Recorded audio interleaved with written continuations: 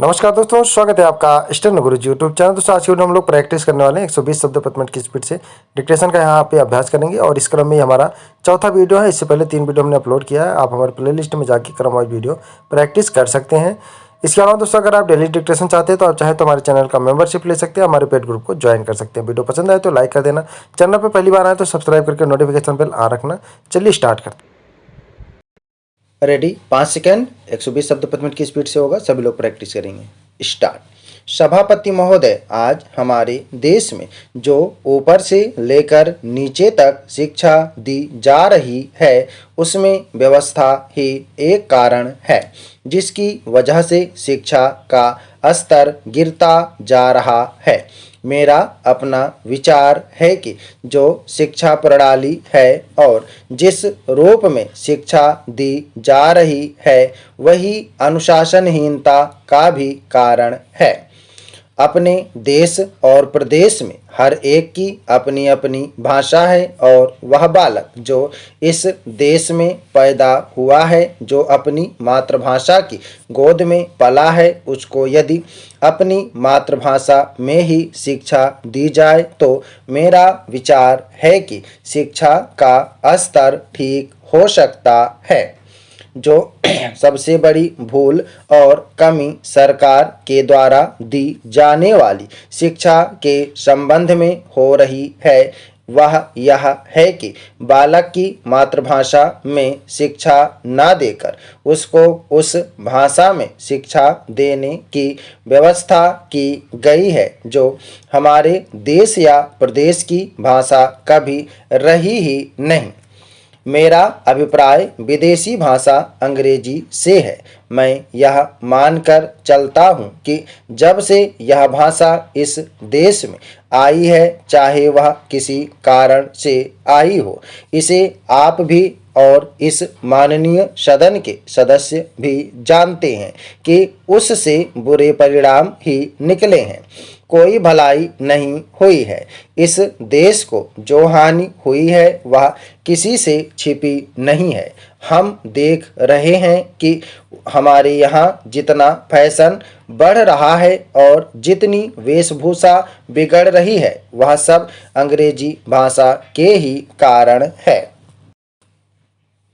जिस समय यहाँ पर अंग्रेजों का राज्य था, प्रायः यह देखने को मिलता था कि वे लोग जो विशेष करके किसी ना किसी तरह से सरकारी पक्ष के ही होते थे, अंग्रेजों से मिलने के लिए जाते समय अंग्रेजी वेशभूषा का ही प्रयोग करते थे। परंतु यह इस प्रदेश और इस देश का दुर्भाग्य है कि अंग्रेजों का राज्य समाप्त हो जाने के बाद भी लोग उनकी वेशभूषा को पहनते चले जा रहे हैं। इससे जो प्रभाव हमारे देश के फैशन पर पड़ा उससे लाभ के बजाय हानि ही हुई है और हो भी रही है। ऐसा मेरा विचार है कि अंग्रेजी वेशभूषा से इस देश को बहुत हानि हुई है। भारत की गौरवपूर्ण सभ्यता और संस्कृति के संरक्षण पर पर्याप्त ध्यान देने की आवश्यकता है। अध्यक्ष महोदय, मैं आपको एक और बात बतलाना चाहती हूं और वह यह है कि कृषि विभाग को योजना आयोग ने बहुत गलत रास्ते में बिठा दिया है। उन लोगों के पास लड़ने के लिए दम नहीं है और देश में खाद्यान्न का उत्पादन बढ़ाने के लिए जो योजनाएं चाहिए और उनके लिए जो धनराशि चाहिए वे उनको पूरी तरह संस्वीकृत नहीं करा पाते हैं।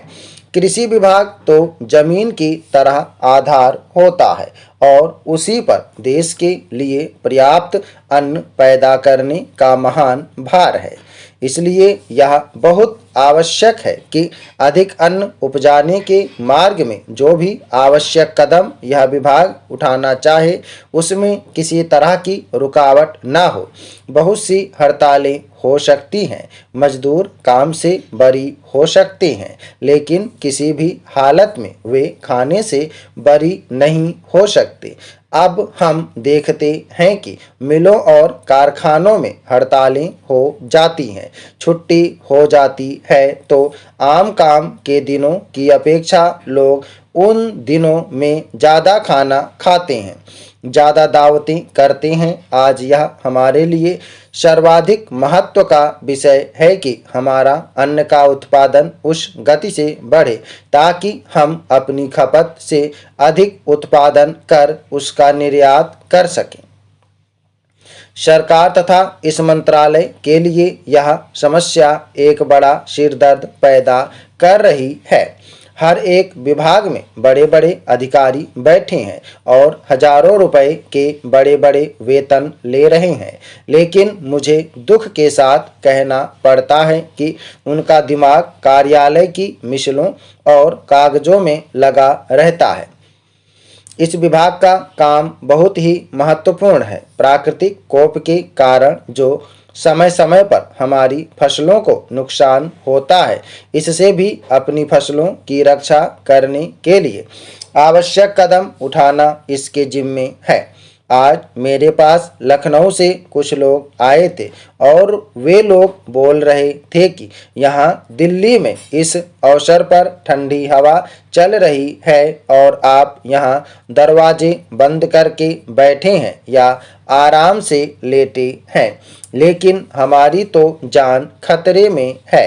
वहाँ ओले गिर रहे हैं और हमारी गेहूं की फसल खतरे में है। अब यह इस विभाग का काम है कि चूंकि हवा में पानी ज़्यादा होता है, इसलिए फसल के बचाव के लिए उस पर नियंत्रण किया जाए जिससे फसल की हानि ना हो।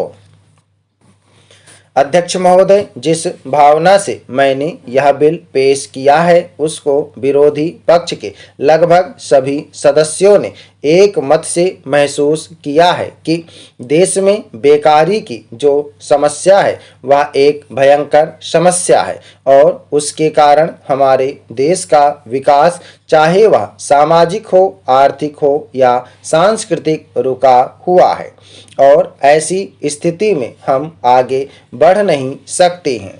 इसी प्रकार से इस परिस्थिति का निर्माण हम पिछले 54 वर्षों से देख रहे हैं। मंत्री महोदय ने यहाँ पर अभी कहा कि राष्ट्रपति इस काम को नहीं कर सकते हैं क्योंकि वह उनके अधिकार के बाहर है। आप राज्यों में राज्यपाल शासन स्थापित करते हैं। जब यह देखते हैं कि किसी राज्य में वहाँ की व्यवस्था, वहाँ का विकास ठीक नहीं हो रहा है, जब किसी राज्य में गड़बड़ी फैल रही हो, विकास का काम समाप्त हो गया हो और जिम्मेदारी से लोग काम न करते हों, तो वहाँ पर राज्यपाल शासन स्थापित किया जाता है। ऐसे बहुत से उदाहरण हमारे देश में मौजूद हैं। उसी प्रकार से हमारे राष्ट्रपति हैं और अगर देश में इस तरह की स्थिति वर्षों तक चले तो कोई कारण नहीं है। आपात के रूप में राष्ट्रपति इस देश की सुरक्षा के लिए, इस देश की उन्नति के लिए जिम्मेदारी अपने हाथ में ना ले सकें। हमारे भाइयों ने बहुत से उदाहरण दिए हैं कि राज्यों में संयुक्त सरकारें नहीं चली, लेकिन उसके पीछे राजनीतिक हथकंडे थे। अगर कोई राजनीतिक पार्टी जिम्मेदारी से काम नहीं करती तो विधान में यह स्पष्ट है कि राष्ट्रपति शासन अपने हाथ में लें। मैं एक उदाहरण देता हूं कि संविधान में आदिवासी हरिजनों के उत्थान के लिए प्रण किया गया था कि 10 वर्ष में उनकी सामाजिक तथा आर्थिक स्थिति को सुधार देंगे, लेकिन यह सरकार उसमें भी असफल रही। उसको एक बार 10 वर्ष के लिए बढ़ाया गया और दोबारा फिर 10 वर्ष के लिए बढ़ाया गया। इसी तरह से उसको बढ़ाते जा रहे हैं, लेकिन उनकी आर्थिक और सामाजिक उन्नति आप नहीं कर पाए हैं। इस काम में सरकार बिल्कुल असफल हुई है। पिछली बार सरकार पर अविश्वास का प्रस्ताव भी आया था और वह पास होने वाला था। इसलिए मेरा कहना है कि हमारे देश में यह जो बेकारी की समस्या है वह एक बहुत ही भयंकर समस्या है। स्टॉप। धन्यवाद। ओके दोस्तों, आप लोग इसको प्रैक्टिस करिएगा। सभी लोग मेटा को प्रैक्टिस करेंगे। आपको डिक्टेशन सुनना है, सीधे लिखना है, मन में नहीं दोहराते चलना है। मन में दोहराएंगे तो छूट जाएगा। सुनना है, लिखना है और लिखने के बाद उसको रीडिंग करना है। और रीडिंग करते समय देखिए कि कौन सी आउटलाइन आपने बना दी है, जो पकड़ नहीं पा रहे उसको गोला मारिए और देखिए उसके बाद पीडीएफ में कि कौन से शब्द थे। ठीक है, दोबारा से उसको अच्छे से प्रैक्टिस कर लीजिए ताकि भविष्य में वो जब भी वो शब्द आए तो आपके हाथ ना रुके और आपको पढ़ने में दिक्कत ना हो। 120 शब्द प्रति मिनट की स्पीड से सभी लोग प्रैक्टिस करेंगे। धन्यवाद। उम्मीद है कि दोस्तों वीडियो आपको पसंद आया होगा, तो वीडियो को लाइक कर देना और अगर अभी तक आपने हमारे चैनल को सब्सक्राइब नहीं किया तो प्लीज़ सब्सक्राइब करके नोटिफिकेशन बेल ऑन करना। और दोस्तों अगर आप डेली डिक्टेशन चाहते हैं तो आप चाहें तो चैनल का मेंबरशिप ले सकते हैं या हमारे पेड ग्रुप को ज्वाइन कर सकते हैं। अधिक जानकारी के लिए आप हमें मेल कर सकते हैं। हमारी मेल ID है studyforstenographer@gmail.com। अपना बहुमूल्य सुझाव हमें कमेंट बॉक्स में जरूर देना। वीडियो को पूरा देखने के लिए बहुत बहुत धन्यवाद। Thanks for watching. जय हिंद, जय भारत।